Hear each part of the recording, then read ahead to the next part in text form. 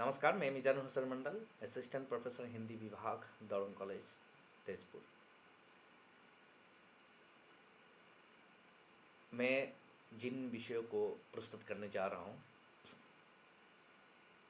वो स्नातक के प्रथम सत्र के ACC पाठ्यक्रम में दिया गया है। विषय है हिंदी साहित्य के इतिहास लेखन की परंपरा।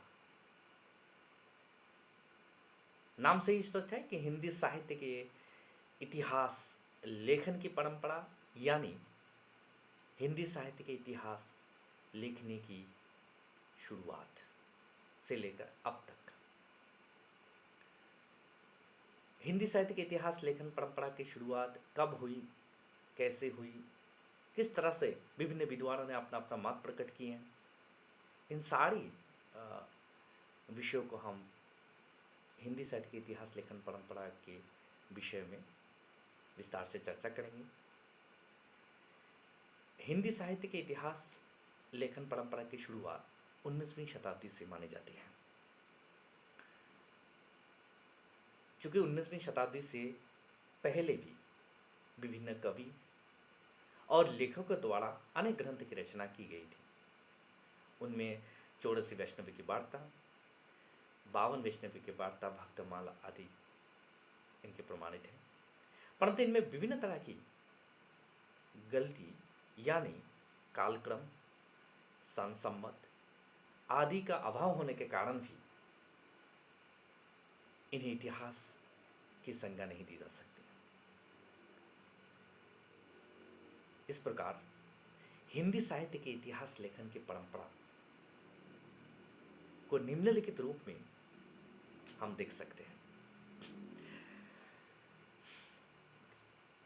हिंदी साहित्य के इतिहास लेखन परंपरा की पहली शुरुआत गारसा दत्तासी ने की है।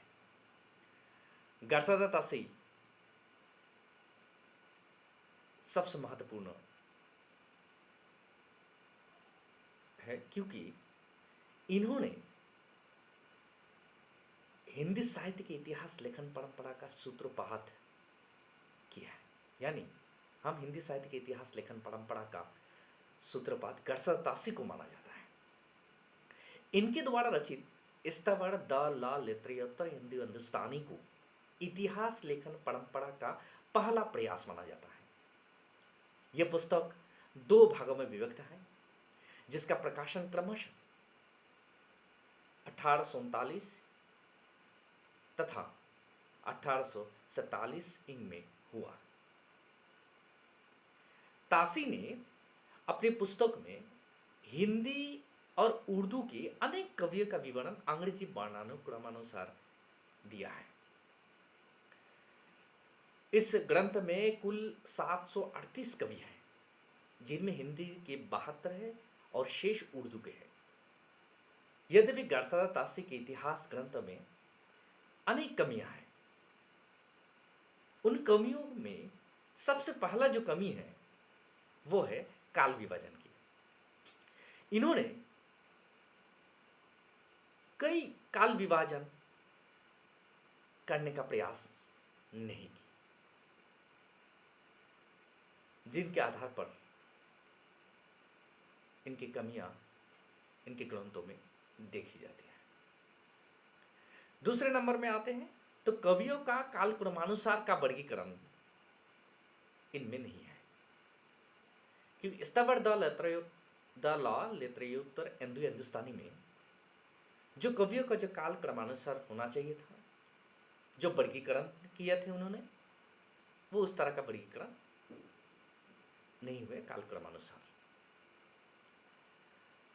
और एक सबसे महत्वपूर्ण बात इन ग्रंथ में नहीं रहे, वो है युगीन परिस्थितियों का वर्णन। हिंदी साहित्य के इतिहास, जब भी हम इतिहास की बात करते हैं तो कहीं ना कहीं उसमें युगीन परिस्थितियों की बात करना बहुत ही जरूरी होती है। और इनके इतिहास ग्रंथ में यह सबसे महत्वपूर्ण कमी रही है कि युगीन परिस्थितियों का विवेचन न करना। तथापि इस ग्रंथ में पहली बार हिंदी काव्य काव्य के इतिहास को प्रस्तुत करने का पहला प्रयास किया गया है। इसीलिए हिंदी साहित्य इतिहास लेखन परंपरा की शुरुआत गरसत तासी से माना जाता है। हम गरसत तासी के बाद हम अगर आते हैं तो शिव सिंह सेंगर की बात आते हैं। शिव सिंह सेंगर सबसे महत्वपूर्ण माना जाता है क्योंकि शिव सिंह सेंगर ने शिव सिंह षोडश की रचना की। इसमें लगभग 1000 छोटे बड़े कवियों का जीवन परिचय, उनकी साहित्यिक कृतियां एवं कविता का उदाहरण दिए गए हैं। 1000। परंतु इतिहास लेखन के लिए जिस तटस्थता, पर्यवेक्षण एवं वर्गीकरण की क्षमता की उपेक्षा की जाती है, उसका नितांत अभाव इस ग्रंथ में दिखाई पड़ता है। शिव सिंह सेंगर के बाद जज ग्रेशन की आती है। जज ग्रेशन ने the modern vernacular literature of Hindustan नामक ग्रंथ का प्रकाशन एशियाटिक सोसाइटी ऑफ बंगाल की पत्रिका के विशेषांक के रूप में किया करवाया। विभिन्न विद्वानों ने इस ग्रंथ को सही अर्थ में हिंदी साहित्य का प्रथम इतिहास माना है, जिनमें से डॉक्टर किशोरी लाल गुप्त प्रमुख है। ग्रियर्सन ने स्पष्ट भाषा नीति का आधार ग्रहण करते हुए इस ग्रंथ में केवल हिंदी कवियों को स्थान दिया। संस्कृत, प्राकृत, अपभ्रंश तथा उर्दू भाषा कवियों को हिंदी की परिधि से निकाल दिया। ग्रियर्सन ने सबसे पहले अपने इस इतिहास ग्रंथ में भक्ति काल को सबसे ज्यादा महत्व दिया। और इस क्यों? चूंकि इन्होंने ही हिंदी साहित्य के इतिहास के भक्ति काल को हिंदी साहित्य का स्वर्ण युग कहा। जॉर्ज ग्रियर्सन की जो रचना है, हम इस प्रकार से हम देख सकते हैं कि जॉर्ज ग्रियर्सन की जो रचना है, ये हिंदी साहित्य का प्रथम इतिहास माना जा सकता है, जो कि किशोरी लाल गुप्त ने इसका ठोस इसका हम कहे तो इसका प्रयास की है। इन्होंने बताने का प्रयास की कि इन्होंने इसका ही ग्रंथ जो है हिंदी साहित्य का प्रथम इतिहास ग्रंथ है। कोई विद्वानों ने इसका भी जिक्र किए हैं। और इसके पश्चात आते हैं मिश्र बंधु की। मिश्र बंधु यानी आप जानते हैं, मिश्र का मतलब है संयुक्त, बंधु मतलब मित्र है। तो 3 मित्र के संयुक्त से ही बने हैं। और वो मिश्र बंधु जो थे वो उसमें थे गणेश बिहारी, श्याम बिहारी और सुखदेव बिहारी। इन 3 बिहारियों ने मिलकर ही मिश्र बंधु विनोद की रचना की। मिश्र बंधु विनोद 4 भागों में विभक्त है, जिसके प्रथम 3 भाग का प्रकाशन सन 1913 में तथा चतुर्थ भाग का प्रकाशन 1934 में प्रकाशन हुआ। इसमें कुल 4591 कवियों का जीवन वृत्त वर्णित है। इस इतिहास ग्रंथ में पहली बार काल विभाजन का समुचित प्रयास किया गया है। परवर्ती इतिहास लेखकों ने मिश्रबंधु विनोद से कच्ची सामग्री लेकर अपने ग्रंथ के लिए सामग्री जुटाई है। स्वयं आचार्य रामचंद्र शुक्ल, जो सबसे महत्वपूर्ण माना जाता है, जिनको हिंदी साहित्य के इतिहास में सबसे महत्वपूर्ण आलोचक के रूप में जानते हैं, इन्होंने स्वीकार किया है और कहा कि रीतिकाल के कवियों का परिचय लिखने में मैंने प्राय उक्त ग्रंथ यानी मिश्रबंधु विनोद से ही विवरण लिया है। ये एक सबसे महत्वपूर्ण रचना है। हम इन रचनाओं को हम सबसे महत्वपूर्ण मानते हैं मिश्रबंधु विनोद में, क्योंकि चूंकि आचार्य रामचंद्र शुक्ल भी इसका संदर्भ जो है मिश्रबंधु विनोद से लिया है। मिश्रबंधु विनोद के बाद आचार्य रामचंद्र शुक्ल की आती है। आचार्य रामचंद्र शुक्ल सबसे महत्वपूर्ण, आप जानते ही हैं, आचार्य रामचंद्र शुक्ल को बार बार याद की जाती है हिंदी साहित्य के इतिहास में। जब भी हम हिंदी साहित्य के इतिहास की बात करते हैं तो आचार्य रामचंद्र शुक्ल के बिना हम इनका मूल्यांकन नहीं कर सकते हैं, इनका आलोचना नहीं कर सकते, इसकी आलोचना कभी भी नहीं कर सकते हैं आचार्य रामचंद्र शुक्ल के बिना। तो आचार्य रामचंद्र शुक्ल सबसे महत्वपूर्ण स्थान रखते हैं हिंदी साहित्य के इतिहास में। हिंदी साहित्य के इतिहासकारों में आचार्य रामचंद्र शुक्ल सबसे आगे हैं। इन्होंने हिंदी शब्द सागर की भूमिका के रूप में सन 1929 में नागरी प्रसानी सभा द्वारा हिंदी साहित्य का इतिहास नामक ग्रंथ का प्रकाशन किया। इस ग्रंथ में इन्होंने 1000 कवियों और लेखकों को शामिल किया गया। शुक्ल जी ने साहित्य के इतिहास के प्रति एक निश्चित दृष्टिकोण का परिचय देते हुए वो कहते हैं कि प्रत्येक देश का साहित्य वहां की जनता की चित्तवृत्तियों का संचित प्रतिबिंब होता है। जनता के चित्तवृत्तियों के परिवर्तन के साथ साथ साहित्य के स्वरूप में भी परिवर्तन होता चला जाता है। आदि से अंत तक इन्हीं चित्तवृत्तियों के परंपरा को परखते हुए साहित्य परंपरा के साथ उनका सामंजस्य दिखाना ही साहित्य का इतिहास कहलाता है। उन्होंने साहित्य के इतिहास की एक अच्छी परिभाषा उन्होंने व्यक्त की है। इन्होंने युगीन परिस्थितियों का संदर्भ में साहित्यिक प्रवृत्तियों को के जो विकास की जो बात की है वो अत्यंत महत्वपूर्ण थे। इन्होंने कई तरह की आलोचना की इन्होंने हिंदी साहित्य के इतिहास के संदर्भ में, क्योंकि उन्होंने अपने इतिहास ग्रंथ में सर्वत्र इसी धारणा के अनुरूप प्रत्येक युगीन परिस्थितियों का साम्य विवेचन करते हुए तत्कालीन काव्य प्रवृत्तियों को भी चर्चा की है। शुक्ल जी के जो इतिहास ग्रंथ है, इन्हीं इतिहास ग्रंथ के जो नामकरण उन्होंने किए हैं वो सबसे महत्वपूर्ण नामकरणों में से एक है। इन्होंने हिंदी साहित्य के इतिहास के 4 कालखंड में यानी 4 कालखंड में इसका विभाजन किया। आदिकाल को उन्होंने वीरगाथा काल से किया, पूर्व काल, पूर्व मध्यकाल, क्योंकि मध्यकाल के 2 भाग पूर्व मध्यकाल और उत्तर मध्यकाल।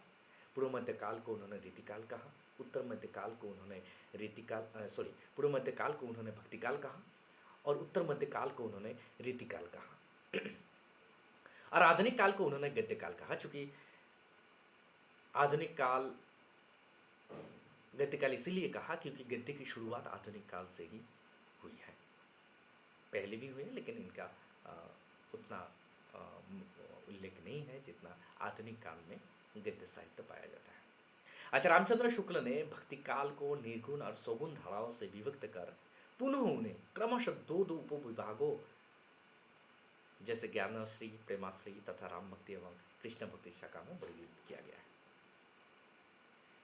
हिंदी साहित्य के इतिहास का प्रमाणिक इतिहास ग्रंथ आचार्य रामचंद्र शुक्ल के इन्हीं इतिहास ग्रंथों को माना जाता है।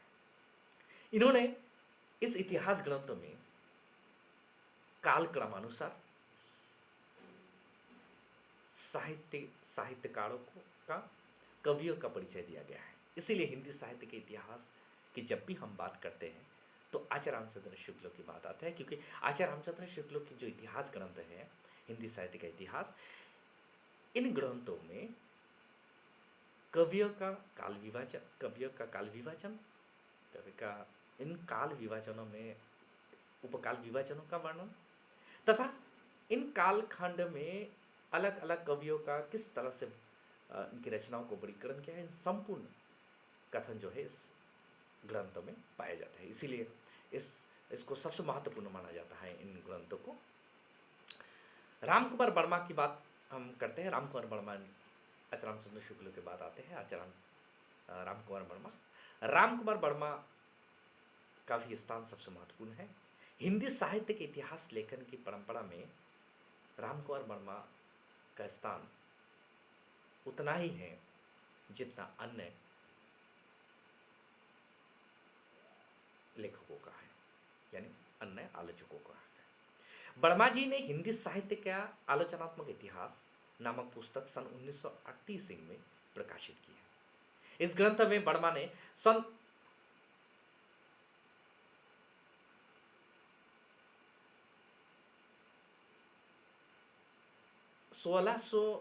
693 से 1693 इन तक की कालपीति अर्थात संधि से लेकर भक्ति काल तक की अवधि को ही लिया गया है। इस ग्रंथ के मुख्य बिंदु जो थे वो है, पहला है यहाँ 750 से 1750 इन तक का इतिहास है। इन्होंने वीरगाथा काल के स्थान पर संधि एवं चारण काल नाम दिया, क्योंकि वीरगाथा काल का नाम अचरामचंद्र शुक्ल ने दिया है पहली बार। इन्होंने भक्ति काल की धाराओं के कठिन नामों को सरल बनाया। निर्गुण ज्ञानाश्रयी धारा को संत काव्य कहा, वो निर्गुण प्रेमाश्रयी को प्रेम काव्य कहा। और सबसे महत्वपूर्ण बात और एक है कि उन्होंने भक्ति काल की ये धाराएं जो थे, इसके बाद उन्होंने स्वयंभू को हिंदी का प्रथम कवि कहा इन ग्रंथ में। तो स्वयंभू को हिंदी का प्रथम कवि माना जाता है। इसके पश्चात हजारे प्रसाद द्विवेदी आते हैं। हजारे प्रसाद द्विवेदी सबसे महत्वपूर्ण है, क्योंकि हजारे प्रसाद आचार्यरामचंद्र शुक्ल की बात आते ही हजारे प्रसाद द्विवेदी की याद है, क्योंकि हजारे प्रसाद द्विवेदी आचार्यरामचंद्र शुक्ल के जो काल विभाजन उन्होंने किया है हिंदी साहित्य के इतिहास में, जो आदिकाल का जो नामकरण किया, उस आदिकाल के नामकरण पर कई टिप्पणी हजारे प्रसाद द्विवेदी ने की है आचार्यरामचंद्र शुक्ल के खिलाफ। चूंकि आचार्यरामचंद्र शुक्ल ने उसको वीरगाथा काल कहकर टाल दिया था, हजारे प्रसाद द्विवेदी ने इस काल का नामकरण उन्होंने आदिकाल कहा। इसलिए एक प्रकार से हजारे प्रसाद द्विवेदी सबसे महत्वपूर्ण इसीलिए माना जाता है, क्योंकि आचार्यरामचंद्र शुक्ल के इतिहास जो प्रमाणिक इतिहास ग्रंथ मानते हैं, उन्हीं इतिहास ग्रंथों को जो पहला कालखंड है, उसी कालखंड को उन्होंने अप्रमाणित घोषित किए। हजारे प्रसाद द्विवेदी जी ने 3 इतिहास रचना की, इनके जिसका क्रमशः हिंदी साहित्य की भूमिका सन 1940 में इसके प्रकाशन हुई, हिंदी साहित्य का उद्भव और विकास, और हिंदी साहित्य का आदिकाल, इन 3 ग्रंथ की रचना की। द्विवेदी द्वारा रचित हिंदी साहित्य की भूमिका यद्यपि पद्धति के दृष्टि से इतिहास ग्रंथ नहीं है, परंतु उसमें दिए गए स्वतंत्र लेख हिंदी साहित्य के इतिहास लेखन हेतु नई सामग्री एवं नई व्याख्या प्रस्तुत करते हैं। इस ग्रंथ में द्विवेदी जी ने भारत में इस्लाम के प्रवेश को स्वीकार करते हुए इसे भारतीय इतिहास की एक अभूतपूर्व राजनीतिक और धार्मिक घटना माना है। द्विवेदी जी ने, मैंने पहले भी बोला था, द्विवेदी जी ने शुक्लों के कई निष्कर्षों से असहमत थे। यथा शुक्ल जी ने जिस काल को उन्होंने, मैंने पहले बताया कि जिस काल को उन्होंने वीरगाथा काल कहना उचित माना है, उसे आचार्यरामचंद्र से हजारे प्रसाद द्विवेदी ने आदिकाल कहना उचित मानते थे। तो इसीलिए इनका भी सबसे महत्वपूर्ण स्थान है। उसके बाद हम आते हैं गणपति चंद्रगुप्त की। गणपति चंद्रगुप्त ने हिंदी साहित्य का वैज्ञानिक इतिहास ग्रंथ की रचना की। गुप्त ने अति वैज्ञानिक पद्धति को अपनाया है अपने इतिहास ग्रंथ लिखने समय। इन्होंने शुक्ल जी की कई मान्यताओं को खंडन किया, विशेषतः सूफी काव्य को मसनवी काव्य कहने का खंडन। उन्होंने सूफी काव्य को मसनवी काव्य कहते थे। कहीं कहीं यही अति वैज्ञानिकता उनका दोष बन गई है। इससे काल विभाजन न केवल ज्यादा हो गया बल्कि उलझ भी गया है इनके कुछ लेखन पद्धतियों में। चूंकि गणपति चंद्रगुप्त के बाद हम डॉक्टर नगेंद्र की बात आते हैं। नगेंद्र जो हम वर्तमान समय में जो भी हर छात्रों के हाथ में हिंदी साहित्य के इतिहास जो मिलता है सामान्य तौर पर, वो नगेंद्र की किताबें मिलते हैं। चूँकि नगेंद्र की किताब जो है एक संपादक की किताब है, चूँकि ये लेखक नहीं है, ये संपादक है नगेंद्र। तो नगेंद्र द्वारा लिखित जो संपादित जो ग्रंथ है वो हिंदी साहित्य का इतिहास, इन्होंने हिंदी साहित्य के इतिहास की ग्रंथ देखे। इन संपादित ग्रंथ होने के कारण इसमें इतिहास बोध की समस्या बनी हुई है, क्योंकि इन्होंने कई तरह के इतिहास ग्रंथों को पढ़कर ही इन्होंने एक ग्रंथ का निर्माण किया। इसीलिए विभिन्न लेखकों की इतिहास जो दृष्टि अलग अलग होते हैं, किंतु तब भी यह प्रयास अवश्य दिखता है कि यथासंभव एक ही दृष्टिकोण का पालन किया जाएगा। चूँकि इनके रचना में भी कहीं न कहीं काल विभाजन जो है, कहीं न कहीं दूसरे के काल विभाजन का भी एक प्रकार से हम सहमति दिए गए हैं। तो नगेंद्र के पश्चात बच्चन सिंह की आते हैं। बच्चन सिंह अंतिम है, चूँकि बच्चन सिंह के नाम हम सब जानते हैं। इन्होंने अ, हिंदी साहित्य का दूसरा इतिहास लिखे हैं, ग्रंथ की रचना की इन्होंने। आचार्य शुक्लों द्वारा जो लिखित इतिहास के बाद जितने भी इतिहास लिखे गए हैं, वे या तो शुक्लों जी के समर्थन में है या विरोध में है। कोई भी उनके इतिहास से मुक्त नहीं है। इसीलिए आवश्यक है कि शुक्लों जी के प्रभावों से मुक्त रहते हुए नया इतिहास लिखा जाए। इसीलिए उन्होंने अपने इतिहास को दूसरा इतिहास कहा। चूंकि आचार्य रामचंद्र शुक्ल के इतिहास को बहुत ज़्यादा आलोचना हुई, बाकी इतिहासों को उतना आलोचना जितना आलोचना नहीं हुई, उतना आलोचना हिंदी साहित्य का इतिहास जो आचार्य रामचंद्र शुक्ल द्वारा लिखी थी, उन इतिहासों का सबसे ज़्यादा आलोचना हुई। इसीलिए इनका मानना यह है कि शुक्ल जी के प्रभाव से मुक्त होते हुए एक अलग इतिहास लिखा जाए। इसीलिए उन्होंने अपने इतिहास को दूसरा इतिहास कहा। इन्होंने काल विभाजन के संदर्भ में कहा कि आदिकाल जो हम कहते हैं, आदिकाल नामक जो है, वो जो आदिकाल नाम है वो भ्रमक है। इससे बाबा आदम के ज़माने का बोध होता है। इन्होंने आदिकाल को अपभ्रंश काल जातीय साहित्य नाम दिया। क्या नाम दिया? अपभ्रंश काल जातीय साहित्य।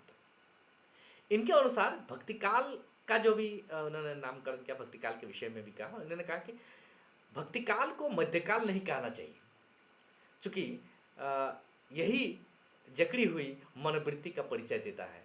रीतिकाल को उन्होंने फिर रीतिकाल के संदर्भ में कहा कि रीतिकाल को उत्तर मध्यकाल कहना उन्हें गणितीय खेल लगता है। इन्होंने कई तरह के व्यंग्य भी किए हैं इस तरह की आलोचना के माध्यम से। तो इस प्रकार बच्चन के बाद विभिन्न विद्वानों ने आलोचना करने के प्रयास की इसके संदर्भ में। तो स्पष्ट रूप से हम कह सकते हैं कि उपयुक्त विवेचन से हम ये कह सकते हैं कि इतिहास लेखन की जिस परंपरा के सूत्रपात गसरत तासी ने शुरू किए हैं, वो अब तक पुनर्जीवित है। विद्वानों ने अपने अपने दृष्टिकोणों से जिन इतिहास ग्रंथ की रचना की है, वे हिंदी साहित्य के इतिहास के विविध प्रश्नों का प्रकाश में लाने हेतु अत्यंत महत्वपूर्ण सिद्ध हुई है।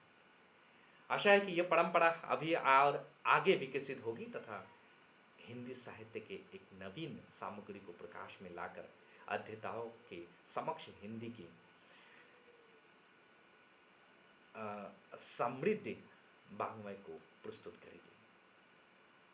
तो मैं ये कहकर धन्यवाद कहता हूँ।